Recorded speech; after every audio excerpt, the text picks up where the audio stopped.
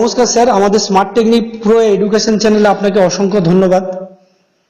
তো এই মুহূর্তে স্যার আপনার কাছে একটু জানতে চাইবো যে টার্মিনাল বেনিফিটের বিষয়ে কিভাবে তুলবেন। তার কারণ আপনি এটুকু জানেন যে বর্তমানে পার্শ্ব শিক্ষকরা অল্প বেতনে যে কি রকম ভাবে দিন যাপন করছেন, এবং এই মুহূর্তে অনেক শিক্ষক এই 1/4/2024 অনেক শিক্ষক রিটায়ারমেন্ট করতে চলেছেন। তো সেই জায়গায় আপনার কাছে বিষয়টা একটু পরিষ্কার হতে চাইছি স্যার।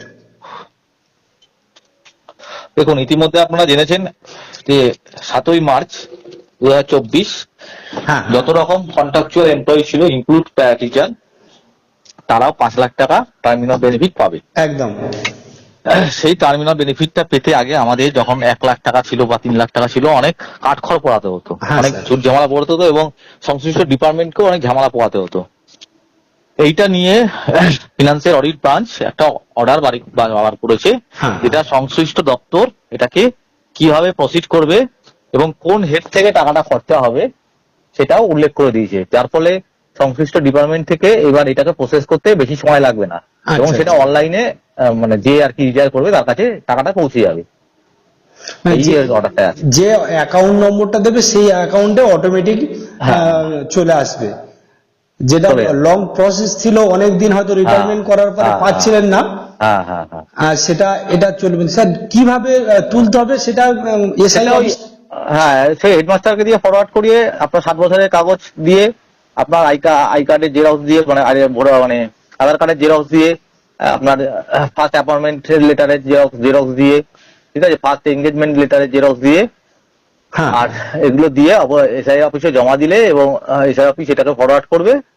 ফরওয়ার্ড করলে জেলায় যাবে এবং জেলা তখন এই অর্ডারটা ওদের কাছে আছে, সেই হিসাবে ওরা পাঠিয়ে দেবে। পাঠিয়ে দিয়ে সেখান থেকে যে হেড থেকে টাকা খরচা করতে বলেছে, দেখুন আলাদা হেড করে দিয়েছে কোন কোন হেড থেকে খরচা হবে, হ্যাঁ, ওই হেড থেকে টাকাটা সংশ্লিষ্ট টিচারের অ্যাকাউন্টে চলে যাবে। মানে এটা হলো কি, আগে যে দীর্ঘ প্রসেস ছিল সেটাই সেই জায়গা থেকে এখন খুব অল্প দিনের মধ্যে এটা রিকভারি হয়ে যাবে। মানে আগে যেমনটা ছিল কবে পাবো, আদৌ পাবো কিনা, এসব নানান ব্যাপার ছিল, সেই জায়গাটা এখন একটা নিশ্চিত করেছে। এইটার জন্য সরকারকে ধন্যবাদ। আচ্ছা আচ্ছা।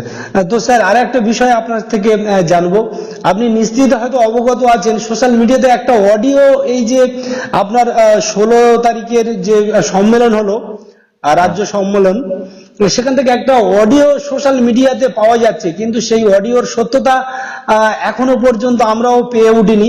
যদি আপনার কাছে সেরকম কোনো ইনফরমেশন থাকে। অডিওটা কি আমি জানি না, এইসব যারা পড়ে তারাই বলতে পারবে, এইসব অডিও রেকর্ডিং করা আমার স্বভাবে নেই। ওখানে শিক্ষামন্ত্রী নাকি বলেছেন যে নির্বাচনের শেষ হওয়ার পরে পার্শ্ব শিক্ষক সহ এমএসকে এসএসকে ফাইল তো রেডি হয়ে আছে, শুধু ঘোষণা করা হয়নি, নির্বাচন ঘোষণা হওয়ার কারণ এইটা একটা এরকম ব্যাপার যে বিয়ে হয়ে যাওয়ার পরে বউভাত হবে না, একবারে ছেলে মেয়ে হলে অন্নপ্রাশনের দিন একবারে বউভাতের খাওয়ানো হবে, ব্যাপারটা সেরকম। একদম একদম ঠিক আছে, যে সময় যে অনুষ্ঠান হওয়ার কথা সেই সময় সেই অনুষ্ঠান না হলে পরবর্তীকালে সেই অনুষ্ঠান হবে বলে আপনার কি মনে হয়? একদম না, একদম না। সেটাই বুঝে নিন। ভোটের মুখে অনেকে অনেক কথা বলে, এইসব কথা কোনো মূল্য আমার কাছে অন্তত নেই।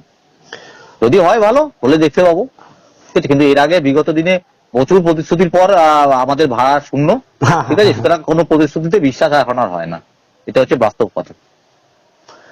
ওকে স্যার, ভালো থাকবেন। হলে সমর্থন জানাবো, কুর্নিশ জানাবো, সরকারকে পাশে থাকবো, আর না হলে যেরকম লড়াই চলছে চলবে। অবশ্যই। তবে আরো একটা কথা বলবো, সমস্ত ভিউয়ার যারা এই ভিডিওটি অবশ্যই করে দেখবেন, সমস্ত রাজ্যের পার্শ্ব শিক্ষক 46,000 পার্শ্ব শিক্ষকের কাছে এই চ্যানেলের পক্ষ থেকে একটাই অনুরোধ, এই চ্যানেলের মাধ্যমে অবশ্যই করে অ্যাকাউন্ট নম্বর এবং আইএফসি কোড দিয়ে দিচ্ছি, আপনারা কেসের জন্য সাহায্য করুন, এই ভিডিও স্ক্রিনে আপনারা দেখতে পাবেন। আর আরো একটা কথা, আপনারা অযথা পার্শ্ব শিক্ষকরা এই মুহূর্তে কি যে অবস্থায় আছেন সেটা পার্শ্ব শিক্ষক নিজেরাই বোঝেন, অযথা কোনো অডিও, ভুলভাল অডিও এই মুহূর্তে দিয়ে বিভ্রান্ত করবেন না। স্যার ভালো থাকবেন, ধন্যবাদ, নমস্কার।